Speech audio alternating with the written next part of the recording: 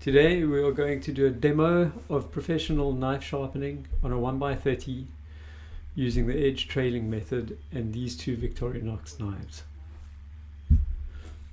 My advice is take your time on this, be consistent, check what you're doing continuously. You'll see me sitting here, that's because I've got a knee injury. I would strongly suggest standing to do this, it gives you more control. Make sure you're using a face mask, glasses, and that all your loose bits and pieces are tucked in and loose clothing is out of the way. So I roll up my sleeves, I tuck in the strings from my hoodie. So here you can see I'm on my angle guide, got 15 degrees. Take care, use the shadow, make sure the knife goes flat on the platen. You can see I come in at an angle from both sides.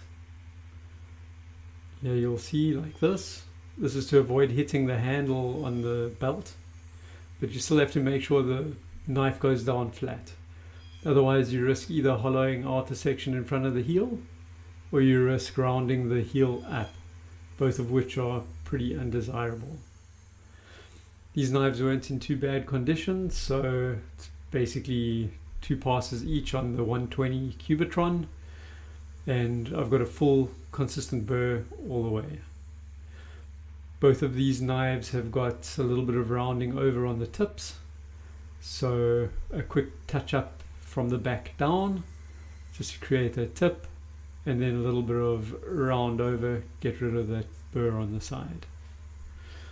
Second knife, same thing, again taking care to put it down flat, nice consistent pull through, stop just before you think you're going to hit the tip, then you will hit the tip and not round it up. I have the machine running at full speed for this. I'm using fairly light pressure on the knife and I'm letting the belt do the work. With the light behind you, you can see the burr coming up even when it's very small. The object here is to create the smallest burr possible, just so that you've created an apex. You don't want to grind the knife away. And then this knife as well, just a little bit of rounding on the tip.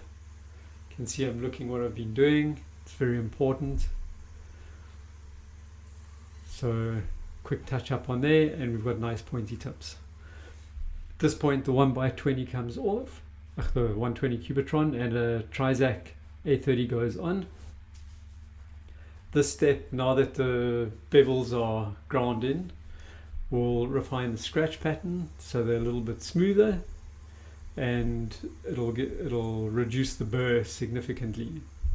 So you can see I start by just polishing up the spine where I ground it down. So again, a nice smooth motion from heel to tip, making sure to get that knife down flat. This A30 will give a very nice finish. It cuts nicely, it feels good when it's cutting food, but it's still got enough teeth in it to really bite into something like the skin of a tomato or a red pepper. This is pretty quick, it's basically a pass per side. If you've done heavy grinding on a 120, you might have to do 2 passes per side just to reduce the burr a little bit more. At this point we are apexed and refined, so I'm going to take off that belt, move the machine out the way and pull up a homemade cardboard wheel on a Rikon half-speed grinder. This cardboard wheel's just been cleaned up with some sandpaper, so it's got no compound on it. So I will load it with some green compound, Chromium Oxide. Doesn't need a hell of a lot, but you need enough to do the polishing work. I find that this gives me a really consistent edge across all steels. Sometimes you just have to do an extra pass or 2. It gives a good polish, it doesn't take all the teeth out, but it does reduce the burr to almost 0. Again, just like always, feel for that burr, look for the burr, make sure you're removing it.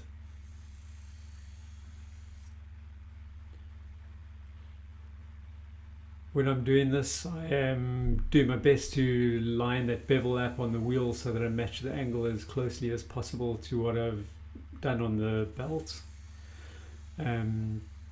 It's not going to be too detrimental if you're half a degree up or down at this point. The wheel's got a little bit of give in it, and it's not so abrasive that it takes the whole edge off. Now that that's done, I use my homemade brake caliper on my homemade cardboard wheel to slow it down and stop it.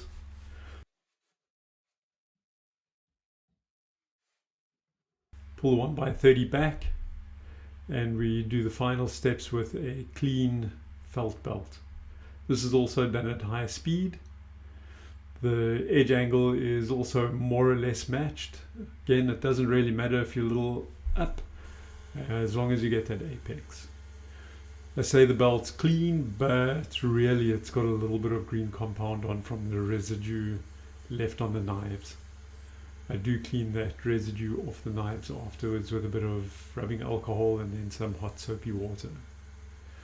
So here, just a couple of light passes, and that takes the burr right off and gives it a really, really clean edge, nice and sharp.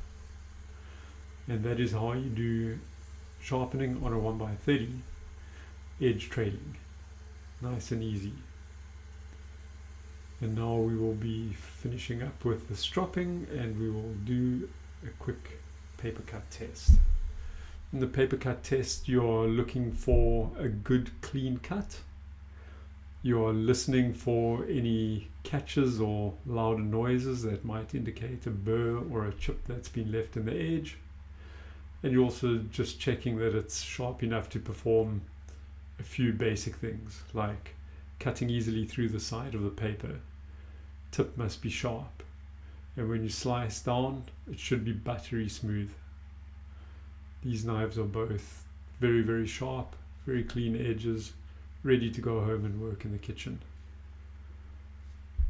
Give it a go, have fun, take your time, and enjoy it. That's it. 2 sharp knives, 1x30 edge trailing. Thanks for watching.